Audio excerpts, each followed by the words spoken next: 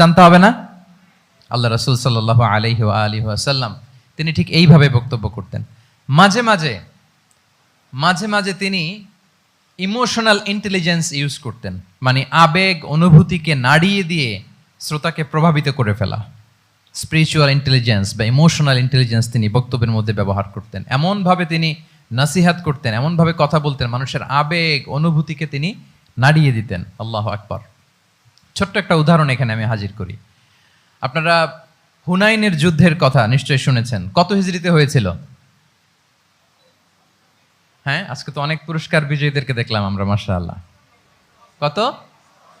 8ম হিজরি। তার মানে মক্কা বিজয়ের ইমিডিয়েট পরেই, কয়েক সপ্তাহ পরেই তো হুনাইনের যুদ্ধ হয়েছিল। তো এই হুনাইনের যুদ্ধে অনেক ওয়ার বুটিজ মুসলমানদের করতলগত হয়েছিল, মানে অনেক গানিমাত, অনেক সম্পদ ওনারা যুদ্ধ শেষে যুদ্ধলব্ধ সম্পদ হিসেবে পেয়েছিলেন। 24,000 উট। কত উট? 24,000 উট, প্রায় 40,000 ভেড়া। এত পরিমাণ গনিমত যখন রাসূল সাল্লাল্লাহু আলাইহি ওয়াসাল্লাম পেলেন, তিনি এগুলো বন্টন করতে শুরু করলেন। কিন্তু রাসূল সাল্লাল্লাহু আলাইহি ওয়াসাল্লাম তিনি বন্টন করতে যে আনসারী সাহাবীদেরকে, অর্থাৎ মদিনার যে সাহাবারা, তাদেরকে কিছুই দিলেন না, বরং তিনি মক্কার সাহাবাদেরকে দিলেন, অন্যান্য গোত্রের লোকদেরকে দিলেন, আশেপাশের সবাইকে দিলেন, কিন্তু দিলেন না কাদেরকে? আনসারী সাহাবীদেরকে। তো ফলে এত বিশাল ওয়ার বুটিজ, এর মধ্যে থেকে কিছুই আনসারীরা পেল না। ওনাদের মধ্যে ক্ষোভের জন্ম নিল, ওনাদের মধ্যে একটু অসন্তোষ তৈরি হলো, ক্ষোভের জন্ম হলো, এবং ক্ষোভ থেকে ওনারা সমালোচনা করতে আরম্ভ করলেন আল্লাহ রাসূল সাল্লাল্লাহু আলাইহি ওয়াসাল্লামের। এবং সমালোচনা করতে করতে এটা এমন পর্যায়ে চলে গেল, এক পর্যায়ে তারা বলতে আরম্ভ করলো যে আমরা ওনার জন্য জান দিলাম, জীবন দিলাম, আজকে উনি এত সম্পদ পেয়ে সব নিজ এলাকার লোকদের মাঝে বন্টন করে দিল, এটা কি ঠিক করলো উনি? আল্লাহ তাআলা আল্লাহর নবীকে ক্ষমা করুক, আল্লাহ তার রাসূলকে ক্ষমা করুক।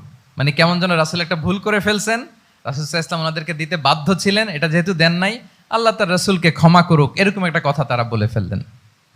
তো এটা তো অনেক বড় কথা। আল্লাহ রাসূল সাল্লাল্লাহু আলাইহি ওয়া আলিহি ওয়াসাল্লাম যখন এই কথা শুনলেন, তখন তিনি আনসারী সাহাবীদেরকে জড়ো করে একটা গেট টুগেদার করে এমন ইমোশনালি ওনাদেরকে কাবু করলেন, ইমোশনাল ইন্টেলিজেন্স ইউজ করলেন। এখানে তারা এসেছিল ক্ষোভ নিয়ে, অসন্তোষ নিয়ে, পরে সবাই কান্না করে রাসূল সাল্লাল্লাহু আলাইহি ওয়াসাল্লামের কাছে ক্ষমা চেয়ে সেই মজলিস থেকে উঠতে বাধ্য হয়েছে। তিনি সবাইকে ডেকে বললেন, ইয়া মা'আশারাল আনসার, আলাম আতিকুম দুল্লালান ফাহাদাকুমুল্লাহ ওয়া আলাতান ফাআগনাকুমুল্লাহ ওয়া আ'দাআন ফাআল্লাফাল্লাহু বাইনা কুলুবিকুম। চমৎকার চমৎকার এক্সপ্রেশন, যে ওহে